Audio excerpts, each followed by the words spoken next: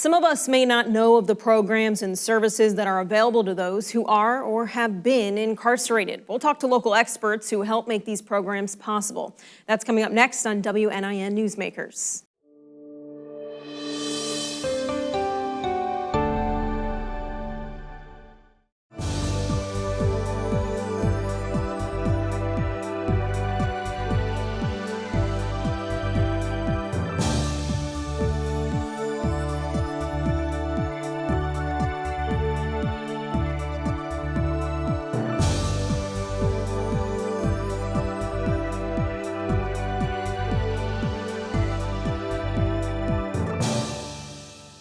Welcome to WNIN Newsmakers. I'm Jessica Costello, evening anchor at Eyewitness News. Carrie Heck, Hire Director, and Jordan Bayar, Region 10 Hire Coordinator, join us now to talk about Hire, the Hoosier Initiative to Reentry Program. Thank you both for joining us. Thanks for having us. Of course. Lots to talk about here. I think for the average person, they might not even know what Hire is. So let's start there. Can you guys explain what it is and when it was started? Yes, so Hire started back in 2012, and we've been going strong since. It stands for the Hoosier Initiative for Reentry, and we work with folks who are coming out of the facilities and who are already out, who are on parole or probation, anyone with a past indiscretion with the legal system. So we work with them to prepare them while they're in facility on how to interview, how to work through their resume, how to answer that elevator speech of what's my felony, to get past all of those barriers and be able to sell themselves on what they did while they were incarcerated. So we work one-on-one with the clients. Then we also go out and recruit businesses that are willing to give our hire clients an opportunity to work for them. Instead of blocking them, we're giving them a hand up instead of a handout. So we're teaching them basically how to fish instead of just giving them a fish. And then the third part is we connect with all of the local communities. I always say it takes a village to get something done, and the less barriers they have when they get out of facility, the better off they are. So we work with housing, transportation, if they need steel-toe boots or work clothes, we work with the community entities to make sure that that's available for them. Is this a program that works from all facilities in terms of adults and juveniles? Yes, so there are 3 female facilities, 3 juvenile facilities, and then I believe 19 adult male facilities that we work with. And then we partner with parole also. Yeah, so all across the board here. Can you talk about how that differs when you're working with adults and juveniles? How does that program kind of expand and look a little bit different? So with the juveniles, we really try to focus on giving them the confidence to be able to do the things that they thought they weren't. Not that we're raising them differently or teaching them how to be raised differently, just giving them the confidence and letting them know that someone really does care and wants a better life for them, or wants to turn that page so they're not doing the things that got them into the facilities to begin with. Absolutely. And let's kind of do a walk or a step-by-step process here. When an inmate does join the program, or if it's somebody that's already served their time, what does that look like? What are the steps that they have to finish, or is it more individualized for the person? So it's very individualized. We follow through with group sessions. We follow through with one-on-one meetings with our client base. We get referrals from a lot of different places. I would think the best referral process is a client telling us about another client that needs our assistance. We make sure that they focus on what their barriers are. You know, some folks get out and they've not seen a cell phone or a smartphone. Right. They haven't seen a debit card. They don't know what to do. It used to be you go out and beat the streets trying to get a job, and now everything's online. So we try to make each person, no matter what category they're in, more comfortable with the process, and making sure that they know that someone's there. You know, we start with them while they're in facility and they're getting their education or certification training. We make sure that they know we're going to be there not only while they're in facility, but once we place them into employment, we're with them for a minimum of a year after that. I can tell you that I started as a coordinator, and 10 years, 15 years later, I'm still working with some of the clients that I worked with while they were in Branchville. Let's talk about some of those community partners, because I feel like the community partners have to be a huge part of this, just considering all the things that you guys are talking about that a person might need after being incarcerated. Yeah, we are very fortunate to have a very, very strong business community relationship and a community resource relationship in general. So we can, anybody can go and, like Carrie said, find a job, post it online and apply for it. That's not what we're about. We're about building the career.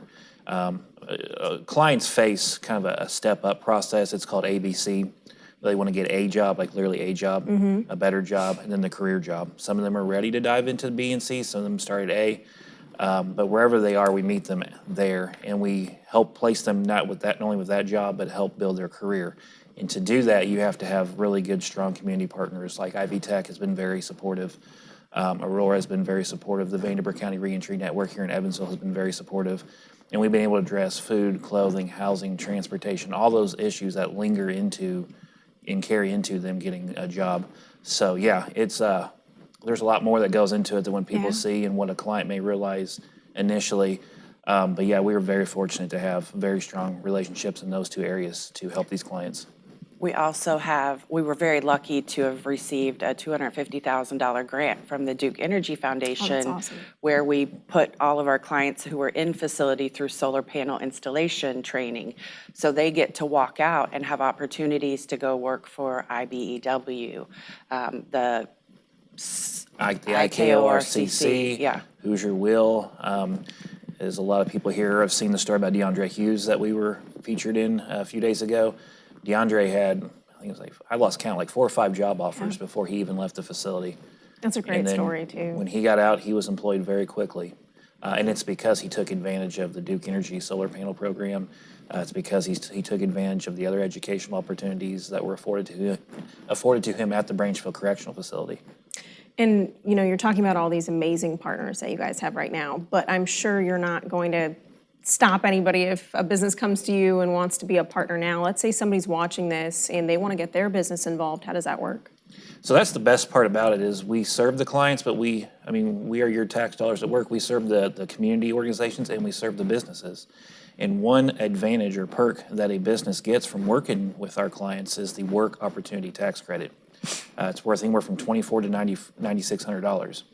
And we help the client, or we help the companies that hire these clients get set up with that. We have a federal bonding program where we can help insure against theft. And, we also have virtual job fairs at our facilities. So we do a lot for the businesses too. Now, I think this is the part that you guys could probably talk about forever, but are there success stories? You've touched on them a little bit, but are there specific success stories that you guys can talk about? So this year, we will reach over 20,000 Hoosiers going into full-time benefited employment once they leave the facility. The state of Indiana has hired several of our clients. They are working right next to us. We always say we can't talk the talk if we're not going to walk the walk. So we want to make sure that we're taking an opportunity of some of the really good clients that come out. We have the local woman here. Yeah, so I could go through the card catalog of success stories, but the ones that really stand out to me that Carrie's referring to, the lady's name was Mercedes Cook. The reason why I really am impressed the work she's done is she got out and it wasn't just a smooth sailing. She had, there was all kinds of obligations she had to meet, and she couldn't keep her first job because she had to go to all those obligations. But she didn't get deterred and, just give up. She kept working with us, and we got her placed at a company called SMC. And she's gotten her kid back. I believe she's got a new car, doing really well. LaRod Evans is another one in addition to DeAndre that came from Branchville. His success story propelled him all the way to the governor's office. Really? Yeah, we got to meet Governor Holcomb for our 10-year anniversary, and LaRod got to speak. Very good ambassador for what I want to see at Branchville with the clients and here on parole. And he got to speak with a lot of lawmakers up there and really did well. So yeah, we have so many success stories. I wouldn't even begin to. We could talk forever about it, I'm sure. LaRod is actually one of our mentors that goes back into the facility to talk about all the positive things that can happen. He's written and produced a movie. He's writing a book. He's He's just one of those unstoppable folks who just made the wrong turn at one Yeah. point in their life, and now he's super proud of the accomplishments that he's made. He's That's a awesome. local Evansville Yeah, person. LaRod, DeAndre, Mercedes, I have so much respect for the work they have done in this program and since they've gotten out. They've done amazing work. That's awesome to hear. Those are the stories that you definitely want to hear out of these programs too. Now, before we wrap up, I do want to ask if there's somebody watching this, maybe they know somebody that could benefit from this program. How can someone get involved or even just reach out? You can start with the email address hire, HIRE, at idoc.in.gov. There's a state website that we're also on that links you directly to the coordinator in your region. And then you can call Jordan, the local folks can call Jordan directly. Yeah, if you're here in the Evansville area, not just Vanderburgh County, but all the surrounding counties like Gibson, Warwick, Spencer, yeah, you can call me directly. My number's 812-454-9657, and I'd be glad to help them if they have a felony conviction. Perfect. Thank you both for joining us. Thank you for having us. Thank you.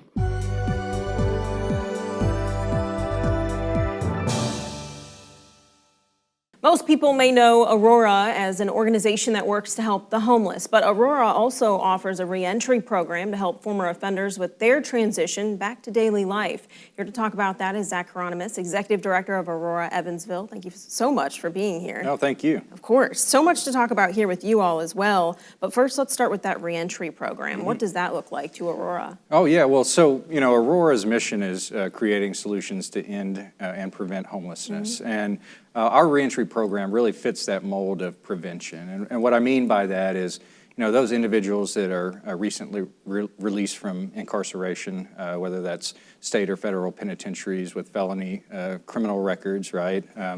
They have 10 times more likelihood of experiencing homelessness than you or I, right? The general public. Right. And for us, that's an important part of our mission, and we really believe that this reentry efforts, not just with Aurora, but the reentry network that we have here in Evansville and southwestern Indiana is just doing a tremendously well job. Absolutely. Yeah. Obviously, your title is Executive Director. Are you specifically running that program? Do you have a team? What does that look like? Yeah, no, we've got a team. We have 2 case managers. We have a team lead, and we have another case manager that helps with the capacity and the funding that we have, 50 individuals at a time. And that could be individuals by themselves or individuals that we're reconnecting with their family members and making sure that they're stabilized, focusing on housing programs, focusing on income programs, and then all of the other convened services that our case managers work to provide for them. How long have you been in this position? I've been in this role for about 4 years, but spent a little over 2 years on the board, and honestly been around this organization since 2014 when I was at United Way as a United Way partner agency. Right. And that's a long time. Can you talk about some of the most rewarding parts during your time in this position? Maybe some of those success stories as well. I'm sure there's a lot to share. Yeah, for sure. Well, I tell you what, I never thought 4 years ago that we were going to jump right into a pandemic. So to see our team kind of weather that unprecedented time and provide such great service to keep people housed at a time of economic uncertainty was tremendous. But when it comes down to this reentry program, we've seen successes in reconnecting families, which is important for those that have come out of incarceration. We also see individuals move from as one of your partners with the higher, or one of the folks on earlier with the higher program said, go from that A to that B to that C in their, career trajectory, right? We've seen, folks move from, renting homes to home ownership. And that's, these are the ultimate successes that we see. And it varies greatly from each individual, each household, each family. Absolutely, and those are major steps, so I can only imagine that does feel like an excess for you guys as well as those people going through it as well. Absolutely. So let's go through the kind of assistance that's offered with the reentry program. Yeah, so most of our assistance, and we've got great partners, the state of Indiana, IHCDA, the city of Evansville provide a vast majority of our subsidy assistance. And what I mean by that is, that's the dollars that are helping pay for the rent, pay for the utilities. We've got great partners that help us round out the funding for our case management, which is the most important part of this particular program. You know, Vanderburgh County Commissioners help support that, United Way helps support that, and other, you know, foundations and corporate partners help support that in the community. And really and truly, you know, our case managers, you know, take that client-centered approach and work to ensure that, you know, the goals are being set, and, you know, we're walking alongside as navigators, making sure that, you know, we're checking the boxes off and moving on that way to self-sufficiency. Is there a certain timeline for the reentry program in terms of completing it, or does that look different for everyone? It does, absolutely. You know, right now, we're proud to say we've got about a 15% or less recidivism rate. When you compare that to the state average, you know, state average for the state of Indiana is about 40% of individuals that are released from incarceration that go back to prison. And so we're very proud of those numbers. And it does, you know, determined length of time is really made up by that individual, that family. And you know, but the ideal time that we want to see folks go through this program, get stabilized, get on their way to that point of self-sufficiency is about the 9 to 12 months range. We can extend out to 24 months, 2 years in total.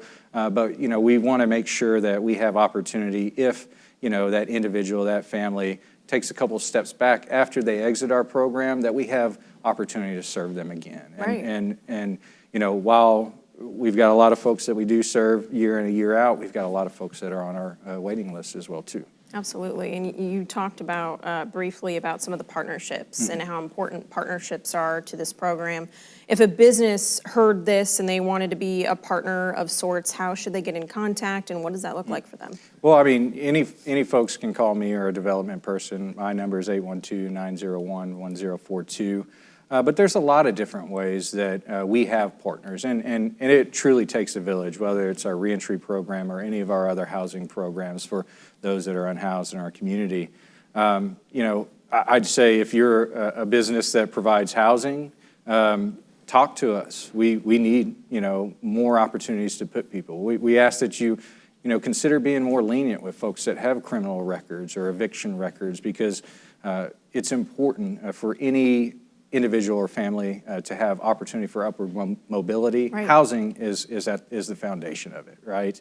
If you're a corporation that wants to hire folks, we need more second chance employers to help hire the folks in our reentry program.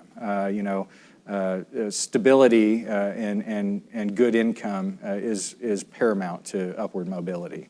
And then lastly, of course, if you want to help fund this program, we could use more case managers. We could use more non-federally tied dollars to allow us more flexibility and versatility to serve our clients in a greater manner. And so, you know, we would love to speak with you to have you be a partner and help support and fund this particular program. Yeah, lots of room for partnership, it sounds like. Without a doubt. Well, you know, with a program like this, there's obviously a lot of success stories. I'm sure a lot of hardships as well. But where do you see maybe this program expanding or growing, or just what does the success look like 5 to 10 years down the line? You know, I mean, we've been operating this program for over 12 years now. We started out as the Welcome Home 82 program. It was a pilot program with the state of Indiana. And at that time, we were one of 2 pilot programs where they were leveraging home TBRA dollars. Mm-hmm. And we, of those pilot programs, are the only ones still existing today. We've been recognized statewide for our low recidivism rates, our capacity for impact in this particular program. And while we keep asking for more money from the state and our partners, sometimes we get a little bit of it and sometimes we don't. And so we're going to work diligently to make sure that we have the funding in place, but we're also going to work diligently to bring in new partners to help us expand this program, because we know that there's a need, and we know that the impact that we're making at Aurora is tremendous. Perfect. Thank you so much for joining us, Zach. Thank you.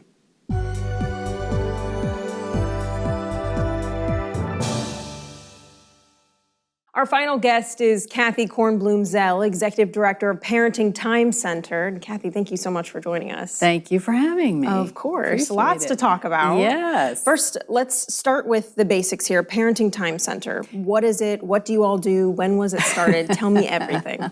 Well, you know, the elevator speech, I need to go to 12 floors Right, in and order that's to get the fine. whole thing in. What we do are supervised visits. We do safe exchanges, and that's where the parents don't do their visit on site. They Right. go somewhere else, and there's a lot of animosity when they're around each other, so we handle that. And we do classes.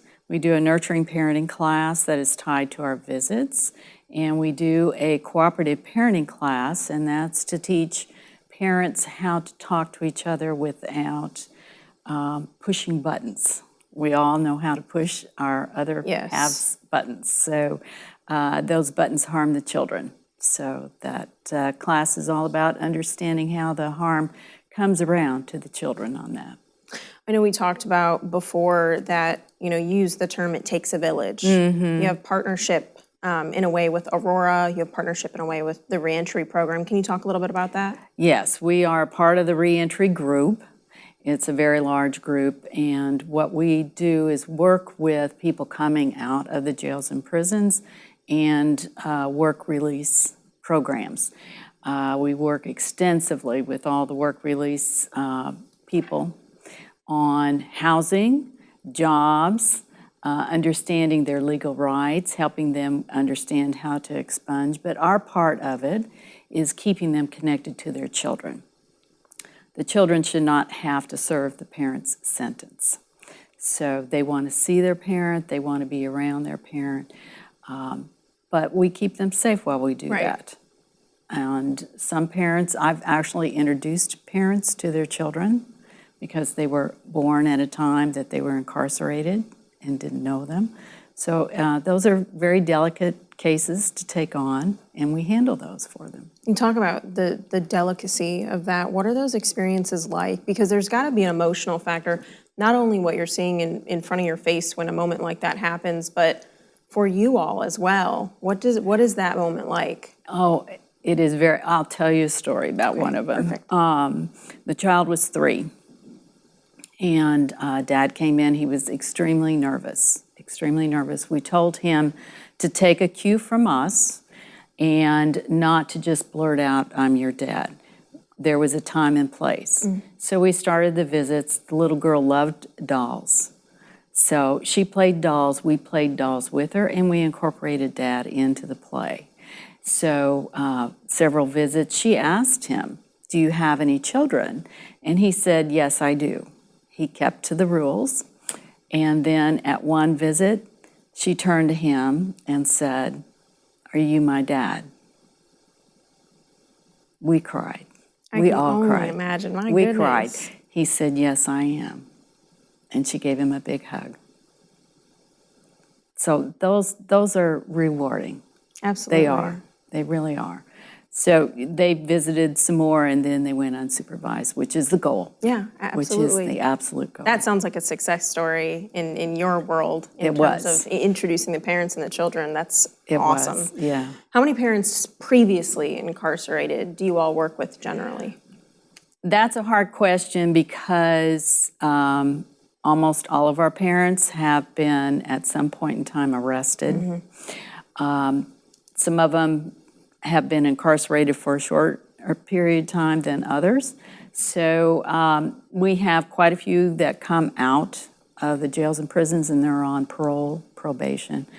Right now, I think I have 20 on my caseload, and who are in the process of trying to work through all of their final checks that they have to do before they're released from the system. Now walk us through the process. Is there, when they do get set up with you all at Parenting Time Center, is there a limit to the number of visits? When does it stop? When are you guys hands off? What does that look like? It starts with an intake, and we allow 2 hours because we need to know what's going on in the family and what their needs are. Like I said, we're part of a village, so we're going to connect them with other agencies that are out there depending on their needs. The visits go on until everybody's comfortable, and the courts say, this is good. Some of them go for a long period of time, depending upon the children and the circumstances with the parents. So we have no limit. You just brought up a really good story about introducing a child and their father with playtime. What other activities do you guys allow or try and integrate the two together? Whether it's playtime, whether it's something else, what else is there to do? We have a lot of games and for them to do. We also have a kitchen. So if they want to bring food and have a family meal, we strongly encourage that. We also encourage the parents to help with homework. The kids come and bring their homework, they sit down and work on that. So whatever they want to do, that's what we'll do. Perfect. And then, of course, if someone is looking to get in contact with you to set up a visitation or just get involved, how does that all work? They could call us, 812-759-1543, or they can go to our website and click on the link that will take you, send an email over to me, actually, and then we call, or, they can drop by. We have people that come directly from court we're 1 block away. Right. So the judge, do not go right over there. So we have people that just walk in. Perfect. Kathy, is there anything else that you want to mention in terms of Parenting Time Center? Just that we really provide a service to the community. Right. And Vandenberg County is lucky to have one. We are asked to go out into all the surrounding counties. Of course, that takes money. So right now we concentrate on Vandenberg, but we serve everywhere, including Henderson and Illinois. Is there, I need to ask this as well, are there donor opportunities or business partnerships that you guys are looking for? Because you mentioned money, and I know that's very important for programs like this. So is that a route that you're looking for as well? Oh, yes. We always need donations, And we do take toys as donations. And we have volunteer opportunities for people to just volunteer their time. So that'd be great. Yes. Perfect. Kathy, thank you so much for joining us. Thank you for having me. Appreciate it.